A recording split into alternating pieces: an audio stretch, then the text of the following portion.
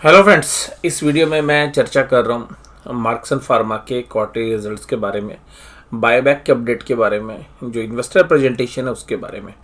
तो एक सिलसिलेवार तरीके से जो है शुरुआत करते हैं। सबसे पहली बात करते हैं बायबैक के ऊपर। बायबैक पे आप लोग जानते हैं कि जैसे 60 रुपये के हिसाब से जो है कंपनी ने बायबैक का फैसला किया है और 60 करोड़ रुपए जो है इसके अंदर वो टोटल निवेश करेगी, यानी कि 60 करोड़ रुपए में अपने शेयर्स खरीदेगी। तो सबसे खास बात यह है कि 1 करोड़ शेयर्स खरीदने का प्रावधान है और कंपनी की मैनेजमेंट ने बताया था कि भाई अगर 60 करोड़ में ज़्यादा आ जाएंगे तो 1 करोड़ से ज़्यादा भी खरीद सकते हैं। तो तकरीबन जो है 3.46 लाख शेयर्स जो है इन्होंने खरीदे थे लास्ट ट्रेडिंग डेट के अंदर। हालांकि उस दिन रिजल्ट अभी कंपनी ने अनाउंस किया था, यानी कि 12 अगस्त को ये जो है इन्फॉर्मेशन है आपके पास।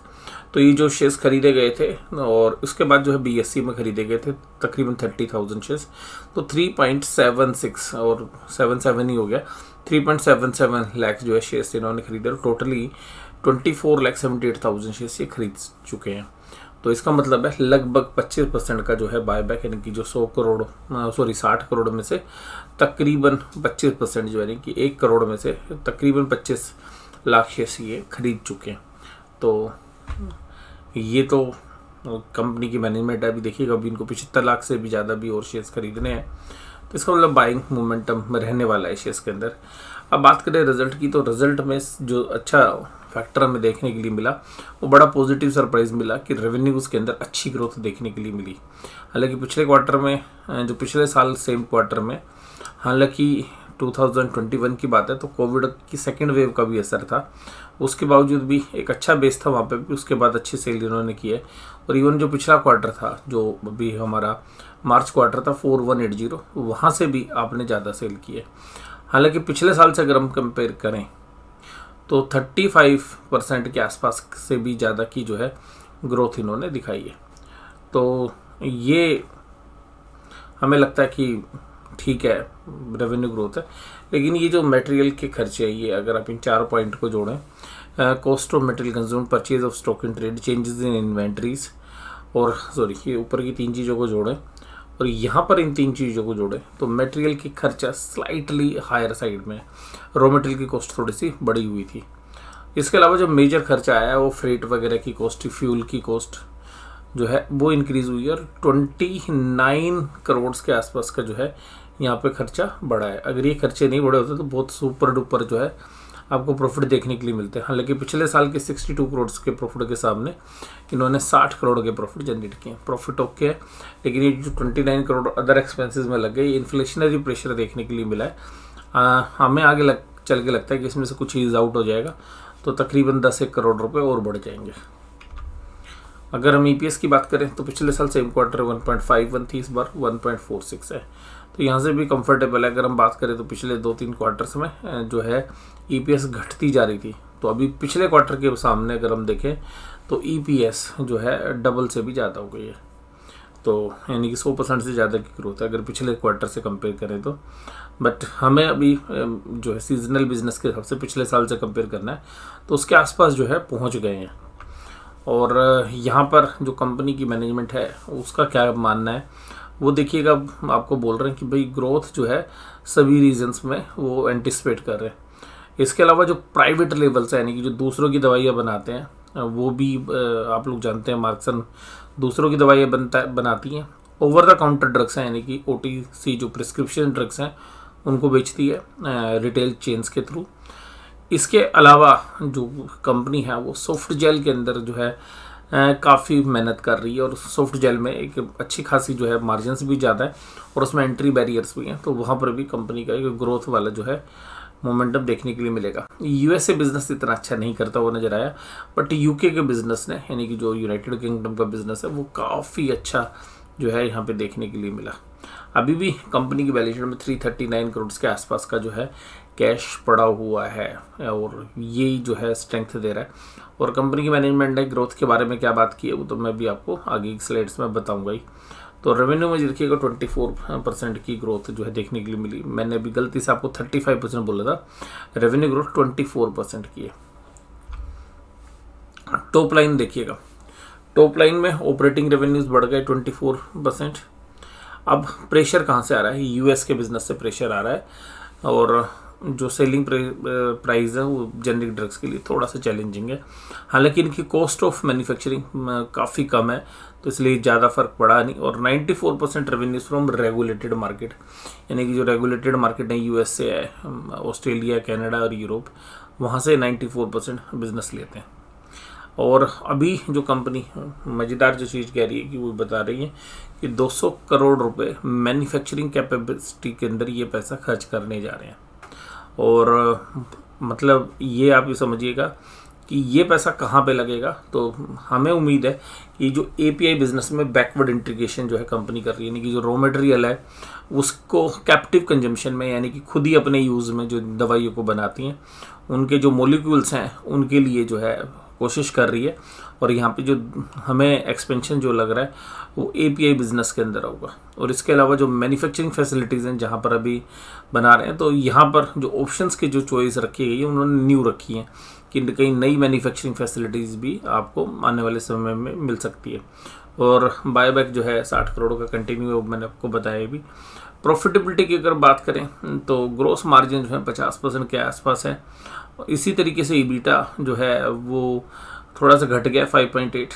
पीबीटी की बात करें तो वो ग्रो कर रहा है 2.2%। और पैट की बात करें तो वो 60 करोड़ रुपए और तकरीबन ₹1.46 की ईपीएस आई है। यूके में 34 जो नए प्रोडक्ट्स हैं उनकी फाइलिंग अगले 3 साल में करने का प्लान है इनका। यूएसए में 32 प्रोडक्ट्स जो हैं पाइपलाइन में, out of which 20 are oral solids और 12 are ornaments and creams with oral solids, 4 are soft gels. ये जो सॉफ्ट जेल वाला बिजनेस है ये काफ़ी अच्छा है इनके लिए। ऑस्ट्रेलिया और न्यूजीलैंड के अंदर भी 10 प्रोडक्ट्स को इनके पाइपलाइन में। अगर ऑपरेटिंग रेवेन्यूज की बात करें तो 24.3% की जो है ग्रोथ देखने के लिए मिली है।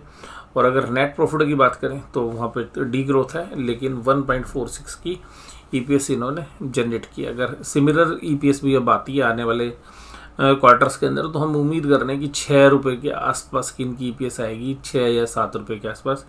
तो वहाँ पर भी अगर हम देखते हैं तो शेयर्स के प्राइस में एक अभी भी हमें लगता है कि जो रिजल्ट आए हैं उसका एक पॉजिटिव इम्पैक्ट होना चाहिए। और अब बात करते हैं ऑपरेटिंग रेवेन्यूज़ की। देखिएगा रेवेन्यूज़ इनके लगातार बढ़ रहे हैं, तो यानी कि जो टॉप लाइन है वहाँ पर ज़्यादा रिस्क इनको है नहीं। ईबीटा मार्जिन से प्रेशर है, नो डाउट, ये सारी फार्मा कंपनीज को है। लेकिन पिछली बार ईबीटा मार्जिन था पिछले क्वार्टर में 15.2, उससे पिछले में 15.9, उससे पहले था 16.6। तो अभी जो ये बेस्ट तो मैं नहीं कहूँगा है, लेकिन जो बैड फेस था उससे उभर कर ऊपर की तरफ आए हैं। तो ईबीटा मार्जिन्स स्लाइटली जो है इंक्रीजिंग साइड में, यानी कि जो ग्रोस प्रॉफिट के बाद जो ऑपरेटिंग कामकाजी मुनाफे का जो प्रतिशत है, जो सेल की परसेंटेज है, तो सेल में से तकरीबन ईबीटा जो मार्जिन है वो 16.8% है सेल के ऊपर। और ग्रोस प्रॉफिट अगर हम बात करें तो वो 50% के आसपास है। और ये जो मार्जिन हैं ये काफ़ी अच्छे हैं। हम इसलिए कहेंगे कि ग्रोस मार्जिन्स ज़्यादा है, तो इसका मतलब ये है कि अगर इन्होंने अदर एक्सपेंसिव या जो इन्फ्लेशनरी प्रेशर इकोनॉमी में घटेगा तो इनके प्रॉफिट के अंदर एक अच्छा जंप देखने के लिए आपको मिलना चाहिए। और पैट के मार्जिन्स भी आफ्टर लास्ट क्वार्टर में क्या दिक्कत थी, लास्ट क्वार्टर में यही सबसे ज़्यादा दिक्कत थी कि पैट जो है 10% से नीचे चले गए थे। तो अब कम बैक कर लिया इन्होंने इस बार 13.4%। और हम उम्मीद करते हैं कि लगातार प्रॉफिट के मार्जिन्स 10% से ऊपर ही रहेंगे। और रिजल्ट जो है अभी कुल मिला के मुझे अच्छे लग रहे हैं। और इसके साथ साथ अगर हम बात करें कि भाई सॉफ्ट जेल बिजनेस में क्यों ज़्यादा पैर पसार रहे हैं, तो उसमें एक मेन रीज़न है कि कोई दूसरा बंदा आएगा नहीं, क्योंकि हाई कैपेक्स लगती है उसके अंदर। और हाई कैपेक्स लगने की वजह से एक एंट्री बैरियर है और लिमिटेड कंपटीशन है, क्योंकि जो सॉफ्ट जेल है उसमें इकोनॉमिक प्रॉब्लम भी है, फाइनेंशियल्स भी है, टेक्निकल की भी है, पेटेंट लेने की भी दिक्कत है। There are so many players in this segment और there are not many players in this segment. ये ध्यान रखिएगा, बहुत सारे प्लेयर्स नहीं है इस सेगमेंट के अंदर। तो सॉफ्ट जेल के ऊपर ही काफ़ी फोकस कर रहे हैं। और मैन्युफैक्चरिंग फैसिलिटीज़ जो हैं इनकी देखिएगा, इंडिया में भी है, गोवा में भी, यूके में भी है, यूएसए में भी है। तो मैन्युफैक्चरिंग फैसिलिटीज़ इनके पास 3 जगह पे। अगर स्टोर ब्रांड्स की बात करें तो स्टोर ब्रांड्स के अंदर भी जो है ये वहाँ पे, क्योंकि यूएस और यूके में स्टोर्स के माध्यम से सेल कर सकते हैं, तो उसके लिए इन्होंने कंपनियाँ बनाई हुई हैं। तो वो कंपनियाँ जो है काफ़ी अच्छा कर रही हैं। जिन प्रोडक्ट्स को दूसरों के लिए बनाते हैं, यानी कि प्राइवेट लेवल्स जो है, और वो जो भी कंपनी बनवाती है तो उसकी का जो है ऐड डाल दी जाती है, उसी का पम्पलेट डाल दिया जाता है, यानी कि जो कवर है वो उसी का डाल दिया जाता है जिसकी आपने दवाई बनाई है। तो इसमें हालांकि मार्जिन्स कम रहते हैं बट स्टेबिलिटी रहती है, क्योंकि जो ब्रांडेड कंपनियां हैं वो अपनी दवाई किसी न किसी से तो बनवाएंगी, तो इनको बहुत सारी दवाइयाँ इनके पास ऑर्डर में आती हैं बनने के लिए। हालांकि लेवल्स जो है वो जो दूसरे प्लेयर्स हैं, यानी कि जो मेन फार्मा कंपनीज है, वो अपने टैग लगाती हैं। तो यहाँ पर भी हमें लगता है कि ये जो बिज़नेस है ये भी अच्छा कर रहा है, और इसके अलावा ओवर द काउंटर जो ड्रग्स हैं, यानी कि जो प्रिस्क्रिप्शन ड्रग्स हैं, वह भी अच्छा कर रहे हैं। और ये कहते हैं कि देखिएगा हमारी जो स्ट्रेंथ है वो क्या है, कि हम R&D में आगे चल के खर्चा बढ़ाने जा रहे हैं। उस खर्चे से क्या होगा, नई दवाइयाँ बनेगी तो फिर हम उसको मैन्युफैक्चरिंग की तरफ लेके जाएंगे, और लो कॉस्ट मैन्युफैक्चरिंग है, और गोवा प्लांट जो है वो काफ़ी अच्छे तरीके से सुचारू रूप से इनका चल रहा है। इसके अलावा ओवर द काउंटर जो ड्रग्स हैं, ओवर द काउंटर ड्रग्स में क्या है, प्रिस्क्रिप्शन ड्रग्स हैं, आप अपने ब्रांड बना सकते हैं। तो कहते हैं ब्रांड स्ट्रेटेजी पे जो है फोकस करेंगे वहाँ पे ओवर द काउंटर ड्रग्स पे। तो जो दवाइयाँ ये बेचते हैं, जिन स्टोर्स के माध्यम से बेचते हैं, वो आप स्क्रीन पे देख रहे हैं कि USA में वॉलमार्ट के थ्रू, राइट के साथ, क्रोगर्स, टारगेट, डॉलर्स जनरल, इनके माध्यम से बेचते हैं। और top retailers and customers in UK के अंदर टेस्को, ASDA, NHS, फिनिक्स, तो इस तरीके की कंपनियाँ। अगर टॉप रिटेलर्स और कस्टमर्स ऑस्ट्रेलिया में देखेंगे तो एल्डाई, सिग्मा, एप्कोटेक्स, कोलस, सनोफी, और इंडिया में इसकी कंपनी काम करती है, सनोफी वालों की सनोफी इंडिया। तो सनोफी के लिए भी जो है ड्रग्स बनाते हैं। लो कॉस्ट मैन्युफैक्चरिंग बेस है इनके पास, और सबसे खास बात क्या है कि ये ही जो है इनकी स्ट्रेंथ है। तो आप देख सकते हैं कि कौन सा प्रोडक्ट कितनी मात्रा में बना रहे हैं। अब ग्रोथ कैसे करेंगे, तो ग्रोथ के लिए इन्होंने बोला है ओवर द काउंटर ड्रग्स को हम बढ़ाएंगे, उसका मार्केट शेयर। बैकवर्ड इंटीग्रेशन करेंगे, यानी कि जो रॉ मटेरियल है वो हमारा खुद बनाएंगे, यानी कि जो API है, यानी कि जो API है, जो बेसिक रॉ मटेरियल है दवाइयों का, तो वो जो है ये खुद बनाने का प्लान कर रहे हैं। उसके लिए न्यू कॉस्ट मैन्युफैक्चरिंग फैसिलिटीज़ लगाने, यानी कि जो क्योंकि API के बाद जब दवाइयाँ बनाने की बारी आएगी तो API चाहिए, तो कहते हैं API खुद बनाएंगे कैप्टिव कंजम्पशन में, और नई मैन्युफैक्चरिंग फैसिलिटीज़ जो है नई लोकेशंस के ऊपर खोलने का इन्होंने प्लान किया है। सप्लीमेंट ग्रोथ जो है थ्रू एक्विजिशंस है। इसके अलावा वो कह रहे हैं कि हम दूसरी कंपनी भी खरीदने का भी प्लान कर रहे हैं, तो जो हमारे पास पैसा बढ़ा हुआ 300 करोड़, तो हम नई एक्विजिशन भी करेंगे, और लगातार कंटिन्यू प्रोडक्ट लॉन्च कर रहे हैं। तो ये कहते हैं कि ये हमारी स्ट्रेंथ है, कि हम जो फोकस कर रहे हैं उसको किस तरीके से देख रहे हैं। और बैकवर्ड इंटीग्रेशन जो है ये करना चाहते हैं API के अंदर, और यहाँ पर इनको लगता है कि जो पोटेंशियल ग्रोस और EBITDA मार्जिन्स हैं वो 500 बेसिक पॉइंट बढ़ जाएंगे, यानी कि 5% मार्जिन्स बढ़ जाएंगे। और अभी ये जो प्रोडक्ट्स बना रहे हैं वो तकरीबन 18 बिलियन बना रहे हैं, और अगले 12 से 18 महीने में 8 बिलियन का जो है नई जो ड्रग्स हैं वो और बेचना शुरू कर देंगे। तो फिर आप देखेंगे 26 बिलियन का जो है ड्रग्स मार्केट हो जाएगा इनके लिए, तो इससे भी जो है मार्जिन इंप्रूव होंगे। इसके अलावा stronger product pipeline followed by successful launch led by the continue focus on R&D पे खर्चा बढ़ा रहे हैं, उससे जो दवाइयाँ बन रही हैं वो दूसरी मार्केट्स के अंदर ये अप्रूवल के लिए डाल रहे हैं। तो यहाँ से भी हमें लगता है कि एक अच्छी स्ट्रेंथ होगी। जो दवाइयाँ रेलोन कैम के नाम से जो है ये बेचते हैं UK में, तो वो ड्रग्स आपके स्क्रीन पे आ रही हैं, या आप ये देख सकते हैं कि कौन से सोल्ट्स हैं जिनको ये बेच रहे हैं। तो जनरली पेन जो रिलीफ वाली जो दवाइयाँ हैं तो उसमें भी एक बहुत बड़ा सेगमेंट इनके पास है। इसके अलावा बाकी स्क्रीन पर आप देख रहे हैं कि इन आउटलेट्स के माध्यम से या इन चैनल पार्टनर्स के माध्यम से ये जो है सेल कर रहे हैं।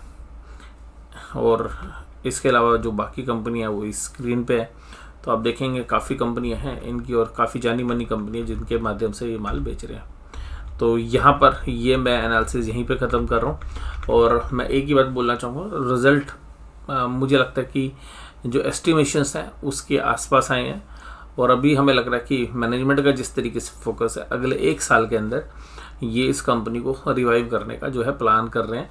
और मुझे लगता है कि बायबैक जो कंप्लीट होगा तो एक अच्छी खासी लिक्विडिटी भी बिजनेस से बाहर निकलती हुई नजर आएगी। मेरा अभी इस शेयर्स के ऊपर जिन भाव पे है, मुझे लगता है कि इन भाव में ज़्यादा दिक्कत है नहीं, और लॉन्ग टर्म वेल्थ क्रिएट करने के लिए इस तरीके के भाव मुझे लगता है कि काफ़ी फ्रूटफुल है। और मंडे में भी जब हमें लगता है कि क्लोजिंग होगी तो बाजार शायद इन रिजल्ट को पॉजिटिव लेगा, और हो सकता है 4-5% तक के आसपास की तेजी के साथ भी बाजार बंद हो, और हो सकता है ज़्यादा भी हो, क्योंकि कुछ चीज़ें इंप्रूव हो रही हैं। पिछले 2 क्वार्टर में जो चीज़ें मिसिंग थी वो यहाँ पे हैं, टॉप लाइन भी और प्रॉफिट में भी। तो पिछले 2 क्वार्टर के मुकाबले में प्रॉफिट इंप्रूव हुआ है, लेकिन पिछले साल के मुकाबले में फ्लैट टू नेगेटिव ही हम कहेंगे, थोड़ा सा स्लाइटली लोअर साइड है। तो कुल मिलाकर हमें इम्प्रूवमेंट लग रही है बिजनेस में। और आप लोग जानते हैं कि बायबैक की वजह से अभी 75 लाख शेयर्स कंपनी ने और ख़रीदने, तो कंपनी हालांकि रेगुलर बेसिस पर उन शेयर्स को ख़रीद रही है। तो यहाँ पर ये चर्चा जो है मैं यहीं पे समाप्त करता हूँ, और मेरा अभी भी बुलिश व्यू जो है इस कंपनी के ऊपर। एक डिस्क्लोजर दे दूँ, मेरे पर्सनल पोर्टफोलियो के अंदर ये शेयर्स है, और अगर आप कोई और डिसीजन लेना चाहें तो अपने फाइनेंशियल एडवाइजर से सलाह लीजिएगा। हालांकि मुझे लगता है कि जिस तरीके का घटनाक्रम हुआ है, ये शेयर्स दोबारा से री रेटिंग करते हुए ऊपर की तरफ आने का जो है दम भरता हुआ नजर आएगा।